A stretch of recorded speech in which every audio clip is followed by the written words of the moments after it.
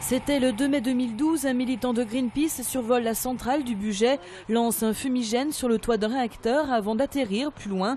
Le but, démontrer les failles en matière de sécurité. Ce mercredi s'ouvre son procès et celui de son complice, seul présent à l'audience à Bourg-en-Bresse.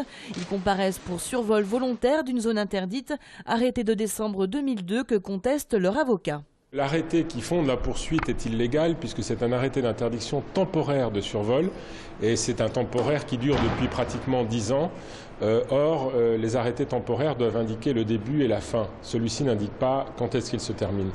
Chez Greenpeace, on invoque la légitimité de cette action. C'est la centrale autour de laquelle il y a le plus de population. C'est la centrale le plus densément peuplée de France. Donc c'est vraiment une centrale qui est problématique.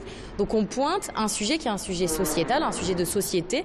Il faut que les citoyens sachent que cette centrale, elle est à proximité d'un aéroport international et pourtant, elle n'a pas été conçue pour prendre en compte la chute d'un avion. Côté partie civile, à EDF, ce geste ne remet pas en cause la sécurité de la centrale, mais méritait d'être poursuivi. On a évidemment vu qu'il n'y avait aucun risque et aucune atteinte pour la sûreté nucléaire, sinon d'autres mesures ont été mises en œuvre. Il est pacifique, mais il constitue une infraction pénale et EDF ne vient pas réclamer d'argent. Elle vient demander au tribunal de rappeler qu'il y a des choses que la loi n'autorise pas de faire et que survoler une centrale nucléaire, c'est dangereux.